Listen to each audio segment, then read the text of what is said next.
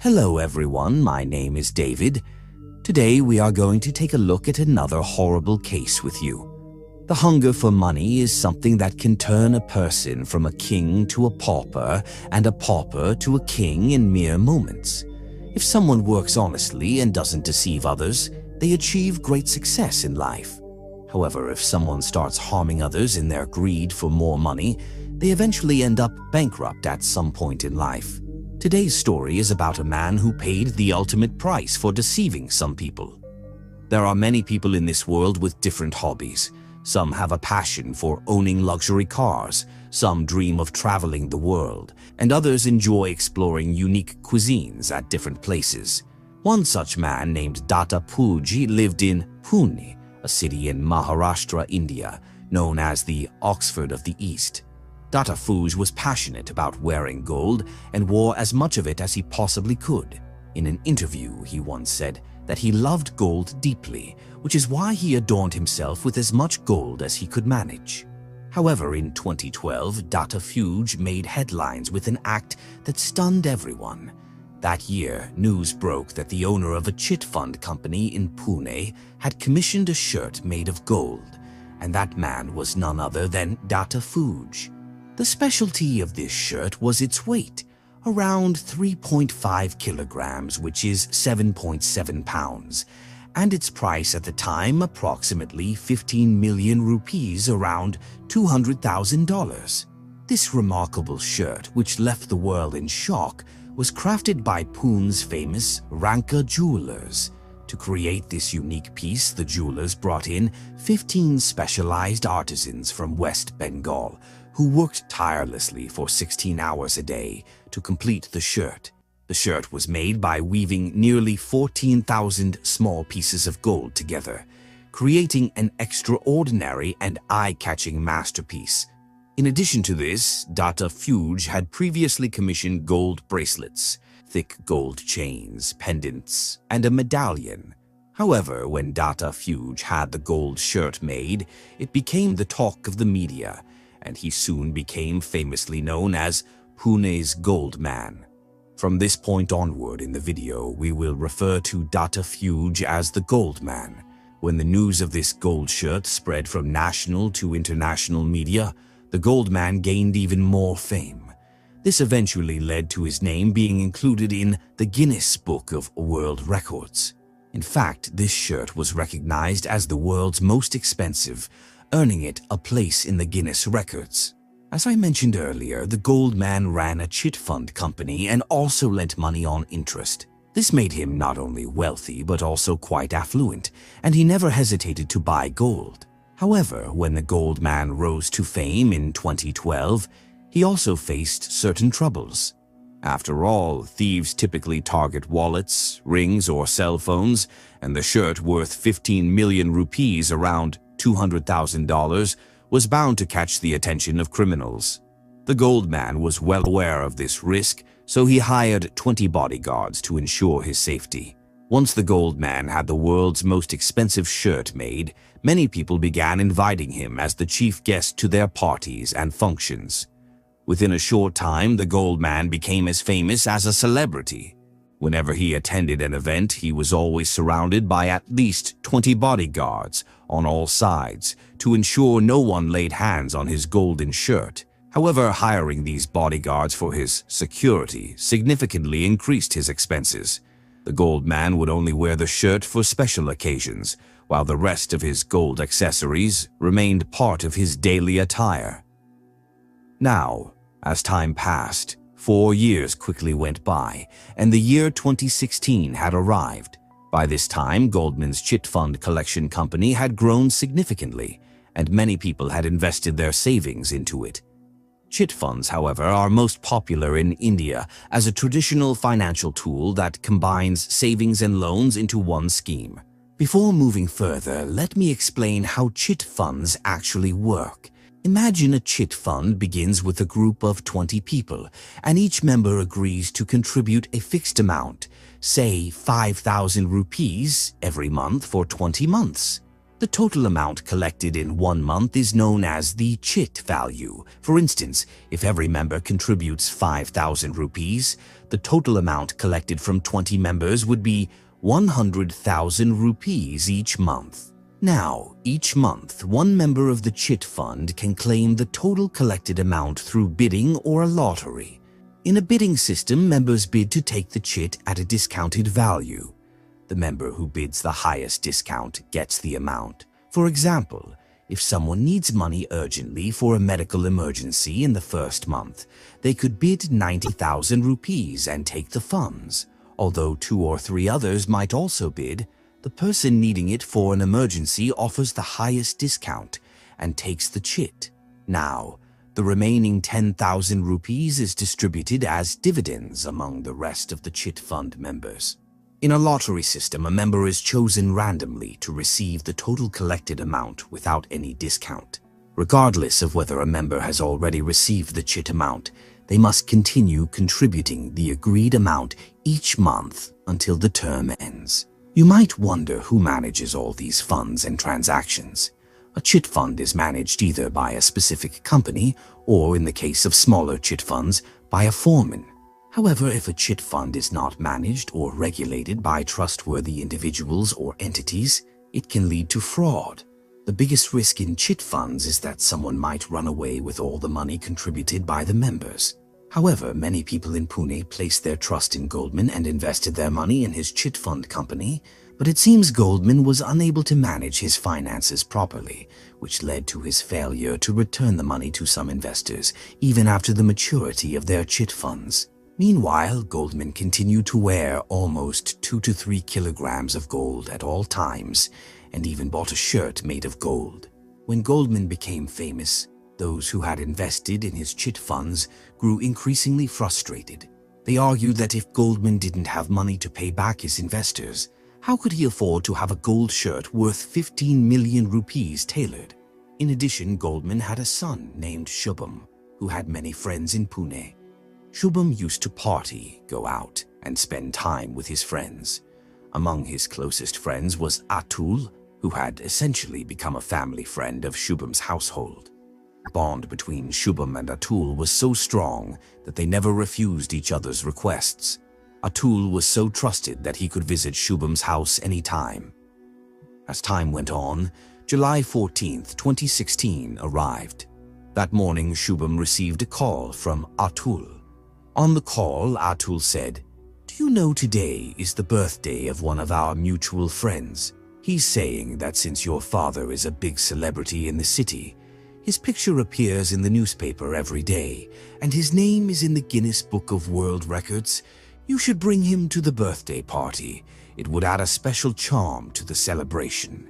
Shubham couldn't refuse this request, so he asked his father, "It's a friend's birthday party, and he has invited you to attend." Now, after hearing this from his son, Goldman couldn't refuse his son's request to attend his friend's birthday party. So he told Shubham, "No problem, if he's insisting, we'll both definitely go to the party." However, Goldman had an important task from morning until evening, so he had already asked Shubham about the location of his friend's birthday party. Then he told his son, "You go to the party in a different car, and I'll finish my work and come directly to the party." Later, on July 14th around 8 p.m., Atul started calling all his friends to gather them for the party. During this time, Atul called Shubham and asked if his father would be attending the party. Shubham replied, yes, he's coming to the party. Meanwhile, Goldman, after completing his work, also headed directly to the birthday party. But that day, Goldman didn't wear his signature gold shirt. Instead, he wore a normal shirt, although he still wore all his usual accessories. That night, when Shubham was leaving his house for the birthday party, he received another call from Atul. This time, Atul said, "Before coming to the party, bring 10 to 12 kilos of biryani and a few packs of cigarettes." Hearing this, Shubham laughed and replied, "You guys organized the party, and now you're asking me to bring food and cigarettes?" Anyway, Shubham first stopped at a biryani shop, bought the biryani, and then went to a general store to pick up a few packs of cigarettes. At that time, one of his friends was also in the car with him. After buying the biryani and cigarettes, they both headed to the birthday party. By then, it was 9:30 p.m., and Shubham, along with his friend, arrived at the party location. The party was being held in a house, and as soon as Shubham parked his car, he noticed about 10 people beating up a man in the middle of the road. When he stepped out of his car, he saw that it was his friends who were assaulting the man. All of Shubham's friends were so blinded by rage that one was holding a hammer, another had a sword, and others were beating the man with stones. However, as soon as Shubham approached them to ask the reason behind the attack, his friends saw him and immediately fled the scene. But Shubham's blood ran cold when he realized that the man his friends were assaulting was his own father, Datta Fuge. Shubham and another friend who had accompanied him quickly loaded the bloodied Goldman into their car and rushed him to a nearby hospital. During this time, Shubham's friend called the police to report the incident. Meanwhile, Goldman was fighting for his life in the hospital and the police arrived at the scene. However, the attack on Goldman was so brutal that he succumbed to his injuries in the hospital. The next day, the shocking news of Pune's Goldman being killed in such a gruesome manner was headline news in every newspaper. The death of a Guinness World Record holder in this way spread a wave of fear across Pune. For the police, solving the case was not going to be too challenging, as the eyewitnesses to the murder were none other than Shubham and his friend. Shubham and his friend had seen the killers with their own eyes. Shubham later gave his statement to the police, blaming many of his friends for the murder. The shocking part, however, was that Atul, the person who had invited Shubham's father to the birthday party, turned out to be the main culprit behind the murder of the Goldman. Once all the names of those involved were revealed, the police took swift action, and within a few days they arrested all of Shubham's friends. A total of 9 people were apprehended and interrogated rigorously by the police. During the investigation, it came to light that the mastermind behind the murder of the Goldman was Shubham's best friend, Atul. Further interrogation of Atul revealed a new and shocking story. Atul tells the police that he had also invested approximately 150,000 Indian rupees, equivalent to about $1,740 at today's exchange rate, in Goldman's chit fund. He had put in this money for his personal needs, but when he needed it, Goldman kept avoiding him. Atul grew furious over the fact that Datta Fuge, known as Goldman, was flaunting a gold shirt worth 15 million rupees, yet couldn't return his mere 150,000 rupees. Like Atul, many others had their money tied up in the chit fund, and Datta Fuge was failing to pay them back. Frustrated, Atul and a group of his friends decided that since their money was already lost, they might as well kill Goldman. They devised a plan disguised as a birthday party, even though none of them were actually celebrating a birthday. The reason for this elaborate plan was that Goldman was always accompanied by 15 to 20 bodyguards, making it nearly impossible to get close to him. Atul came up with a strategy to lure Goldman to a location where he would be alone. To do this, he included Shubham, his best friend and Goldman's son, in the conspiracy. Atul convinced Shubham to invite his father to the birthday party and explicitly told him, "It's going to be a normal birthday party. It won't look good if your father brings 20 bodyguards with him." Shubham, trusting his friend, relayed the message to his father, saying, "Dad, don't bring any bodyguards to the party. There's no danger for you there." Listening to his son, Goldman agreed and showed up at the party without his security detail. This gave Atul and his friends the opportunity to easily overpower him. Although the police eventually arrested everyone involved, the case took an unexpected twist before they could even start gathering evidence to prepare the charge sheet. Within 24 hours of Goldman's death, his family reported that his gold shirt, worth 15 million rupees, was missing from his house.